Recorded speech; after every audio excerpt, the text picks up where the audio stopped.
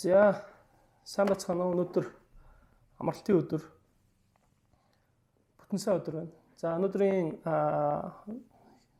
дараагийн шинэ мэдээлэл одоо лекц та бүхэнд хүрэхээр болсон байна. Өнгөрсөн 7 хоногт нэг удаагийн мэдээлэл орсон. Тэгээд энэ хичээлүүд гэх юм уу та сургалт гэж хэлэхэд яг тэгээд хэлчихэд хэцүү л дээ. Учир нь юм бол ямар нэгэн ном ч юм уу эсвэл онлайн төвчний мэдээлэл авах гэхээс илүү өөрийнхөө амьдралын кейсийг та бүхэнтэй хуваалцчих гэж ойлгох ёстой. Учир нь юм бол яг өнөөдрийг хүртэл 2 жилийн хугацаанд миний амьдрал дээр үүссэн санхүүгийн бэрхшээл, за тэр уналт гэх юм уу те, уналтаас босолтын тухай ойлголтууд маань номон дээр маань орсон хадгаламж өсгөөс эхэлнэ.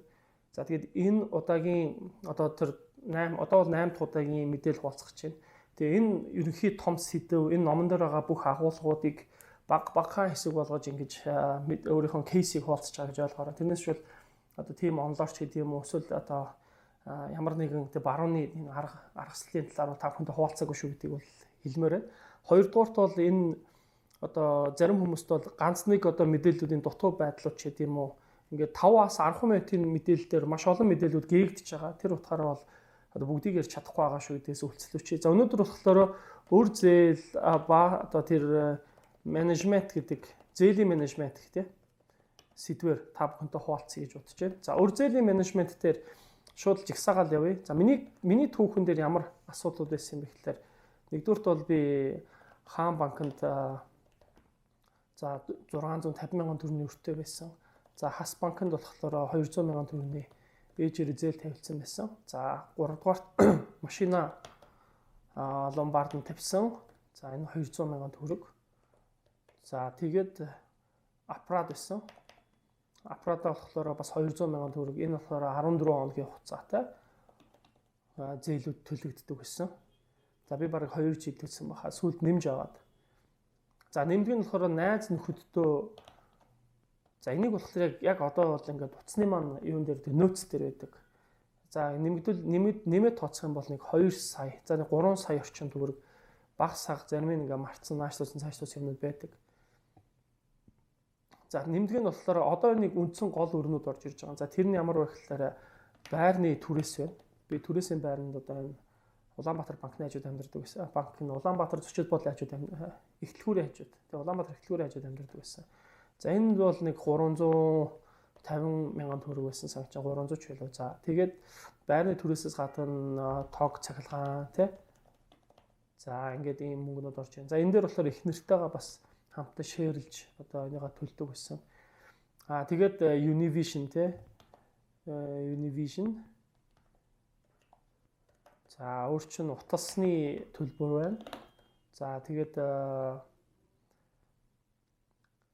за ер нь ерөнхийдөө ер нь бол ингээд дараа нь бол жижиг зарлууд гарна, хоолны зардал болоод ингээд бусад зарлууд гарна. За ингээд өр зээлийн менежмент гэдэг нь яг юу гэсэн үг юм бэ гэхээр та ингээд нийтдээ 50% ингээд далд хийчлээ гэж бодъё л та тий 50% цааш нь хийчлээ. Тэгэхээр 50% яаж хүрэх юм бэ гэдэг асуулт яригдана. Мэдээж хүмүүс шууд өрөндөө тулгуурсан менежмент өөрийнхөө санхүүгийн менежментийг хийдэг. Жишээлбэл нэгдүгürt орлого ороод ирэнгуут нь за эхлээд бол би Хаан банкныхаа өрийг төлн 650, дараа нь Хасаа төлнө. За тэгээд байрныхаа мөнгийг номер 1-с төлөх ёстой. За энэс дараагаар нь илүү гарвал ломбарда төлнө гэдээ яг ийм дараалал явдаг. Тэгээд хүүгүй юм чинь найз нөхдөсөө зарим нэг мөнгөний төлнө ч гэдэг юм ингээд явдаг баг л та. Тэгээд утас интернетээ бол дараа нь төлчихнэ гэдэг. Тэгэхээр утсаа хаагдангууд за энэ утсаа төлөхгүй бол ажил явахгүй ч гэдэг юм ингээд төлдөг баг. Тэгээд бас лизингтэй, утасны лизингтэй тэр нь болохоор одоо утасныхаа төлбөр дээр хамт гардаг чинь. Минийх бол яг л ийм л байдалтай байсан. За ойролцоогоор би сард нэг сая 800 мянган төгрөгийн зардалтай байсан гэдээ ойлгож болно. Багцаагаар. Тэгэхээр 1 сая 800 мянган төгрөг.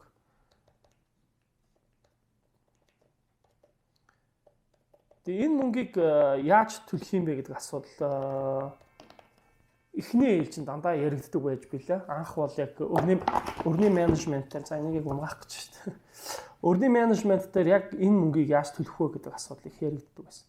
За тэгэхээр тэр 50% цааш нь хийснээрээ яг цэвэр утгаар бол өрн дээр менежментийг бол хийх боломж үүсдэг юм байна. Ингээд яг одоо яг өрн дээр өөрөө шинээр харна юм одоо рестарт хийнэ гэсэн. Тэгэхээр тэр нь ямар ойлголт юм гэхээр эхний ээлжинд та ямар ч орлого ороод ирсэн. За 800 мянган төгрөгийн цалинтай ч бай, ер нь хэдэн төгрөгийн цалинтай ч бай. 50% ч юм уу 40% багадаа 40%-ийн цааш нь хийхэд бол танд ингээд 500 мянга ч юм уу 450 мянган төгрөг үлдлээ гэж бодъё. 450 мянган төгрөгөөр яг ийм жигсаалтын үүрэг гараад ирэхлээр хүмүүс яг 450 мянган төгрөгийн нөөц хизээч энэ сая 800 мянган төгрөгийн үрийг дарж дийлэхгүй учраас хүмүүс шинээр харж эхэлдэг үрийг. Тэгээ энэ шинээр харна гэдэг нь болохоор номер 1 өрнүүд маань айл вэ гэж ихсаана гэсэн. Ингээд би энэ дээрээсээ жигсаалт хийсэн. Ингээд хамгийн хэрэггүй өрнүүдийг хасалтуудыг хийсэн. Нэгдүгürt бол надад би энэ машины ламбардны үрийг бол за машина алдсан ч ер нь дүүрсэн хэрэг. Энийг нэг хэсэгдээ одоо тэр хүнээс учирлаад яриа ч юм уу, гуйгаа ч юм уу. За болохгүй бол ингээд машина өгөөдөөч гэдэг юм уу ингээд хойшлуулна гэсэн. Хоёрдугаарт болохоор би аппарата бол шууд болсон, төлөхөө болсон. Яг тэгэхээр яг энэ бол ламбарданд ажиллаж байгаа хүмүүс итгэлийг алдаж байгаа юм шиг нэг талаараа тийм боловч нөгөө талаараа бол би бол 2 жил бол найдвартай төлбөрөө төлсөн. Гэтэ энэс хойш бол тэр ингээд нөгөө нэг ламбардны ажилтан байхаа болийг шийдсэн. Ингээд аппарата үлдээсэн ч тэр байгууллага тохирлгүй. Тэгээд би үлдээсэн. 3 дугаарт болохоор найз нөхдийн өрийг бол төр хойшлуулж эхэлсэн. Заримтай нь ярилцаад учирлаж эхэлсэн. За байрны түрээсийг болохоор тодорхой хэмжээнд хойшлуулна. Нэг юм 2 сараар. Тэгээ номер 1-үүдийг жигсаана гэсэн. За ягаад тэгэхээр энэ дэр бол таньдаг айлын байранд байсан учраас. Тэгээ тог цахилгааныхаа мөнгүүдийг зарим нь овоолсон. За ер нь бол хүмүүс сөөх мөнхийнхээ мөнгийг зүгээр цахилгааныхаа төлбөрөөр түчдэг ч юм уу ийм байдлаар нэг сэгэл явсан л та. Энэ бол дандаа тийм байгаагүй. Univision бүр багасгсан. Тэрний үгээр интернетийнхаа зардлыг болоод зөвхөн 9,900 зүгийн кабелийг нь хэрэгжилж эхэлсэн. Дараа нь утасныхаа төлбөр дээр хамгийн бага ийм утасны ярианы үг авч эхэлсэн. За тэгээд нэмэлтээр интернетийн төлбөр авах болийг шийдсэн. Шинээр утас авах асуудлаа зогсоосон. Тэгээд өөрөө бол утас авахгүйгээр ингээм амьдарч эхэлсэн. За ингээд яг ийм системээр үр жигсаагаад эхлэнгууд ер нь ойролцоогоор сая 800 маань бол за нэг 800 мянга ч юм уу 900 мянган төгрөг бүр ингээд 50%-ийн ч юм уу таанагддаг юм байна лээ. Тухайн үед бол яг би нэг дараа нь та нарт бас тооцоолоод өмнөх тооцоолуудаа гаргаж ирээд хуулга харах юм бол гараад ирэх байх л та. Тэгээд 900 мянган төгрөг хавцаа ингээд багасгачихж байгаа өрийг. Тэгээд ингээд 900 мянган төгрөгийн өртөө болчлоо гэж бодъё л да. Заримыг нь хоошлуулаад, заримыг нь төр одоо саармагжуулаад гэх юм уу те. Номер 1-үүд шигсэн.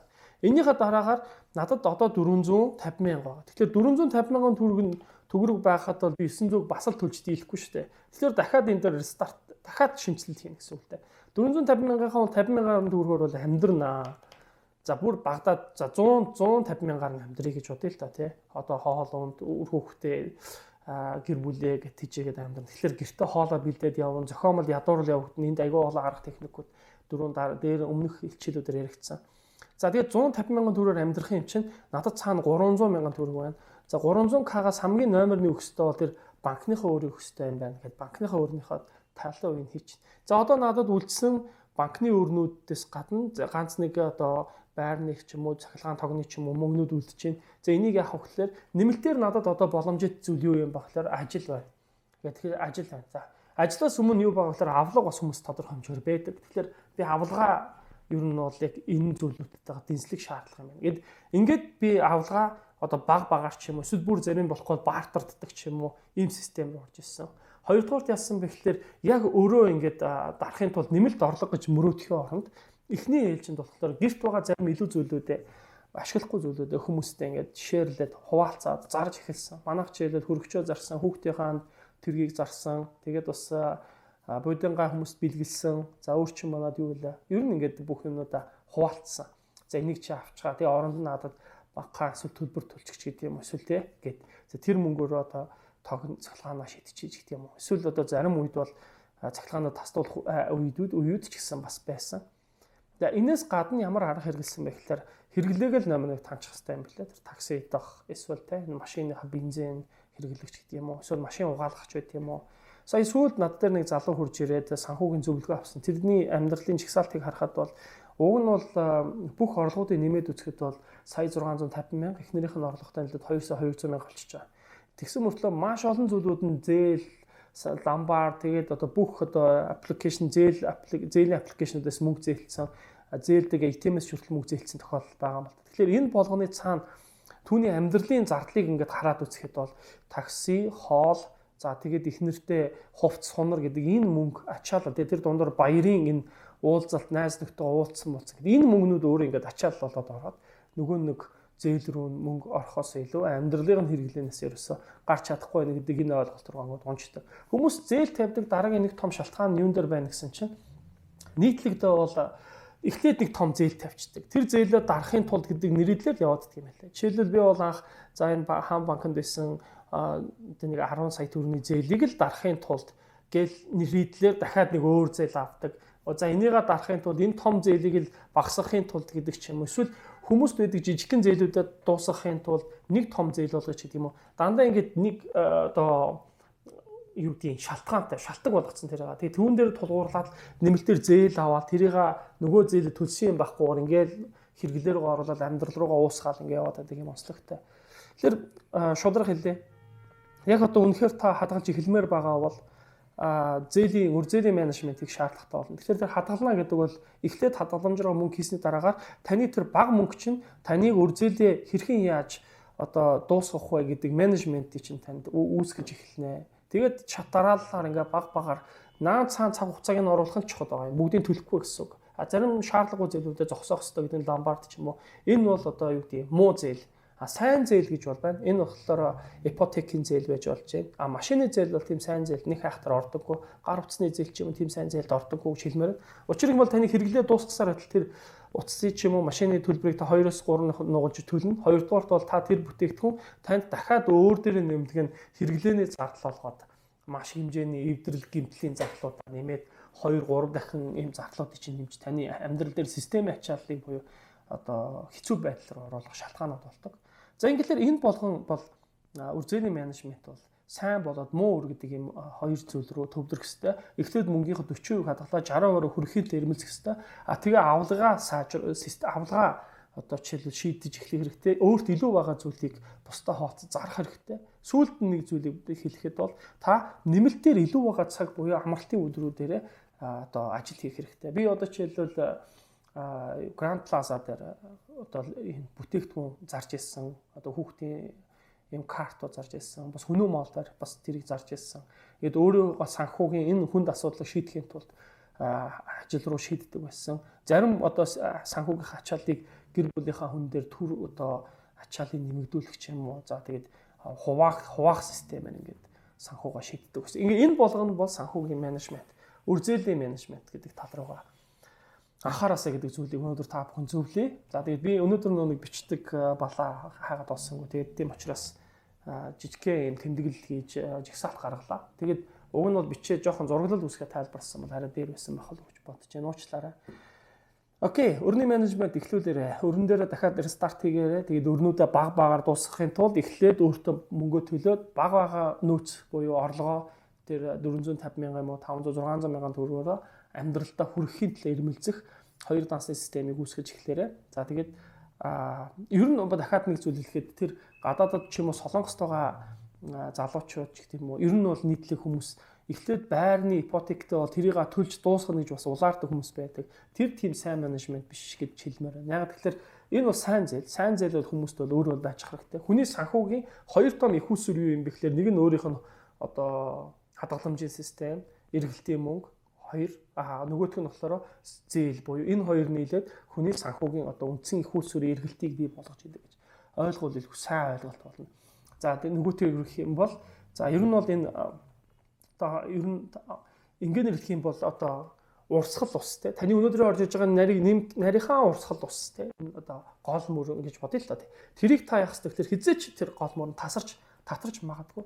Тийм учраас Монгол ухаанд бол бас ийм цүнх одоо ийм жижиг нуур үүсгэх системүүд байдаг. Тэгэхээр урсж орж иж байгаа усыг шууд замаас нь уугаад хэрэглэнэ гэх юм бол хизээч урсгал ус татарч магадгүй учраас түүнд жижиг ийм одоо нуур үүсгэж өгдөг. Тэр нуураар одоо дараагийн урсгал ус тасарсан ч гэсэн нуурын систем тий бага учраас тэнд байгаа загсаараа ч юм уу тэнд байгаа усаараа ундааж амьдардаг. Яг энэ ойлголтыг бол та өөрийнхөө орлогын системийг гэдээ ойлгож байгаа. Таны орлого ингээд нарийнхнаар урсаж орж ирж байгаа. Тэн дээр та ингээд ийм жижигхэн одоо нуур үүсгэнэ гэдэг бол энэ хадгаламжийн системийг яриад байгаа. Тэгээ хадгаламжийг жоохон томруулахыг ярилцах хэрэгтэй. Ингээд хизээ нэгэн өдөр таны орлого татархад та хадгаламж чинь байж байна тий. Тийм учраас энэгээр та нэг хэсэг амьдрах боломжууд болно гэдэг.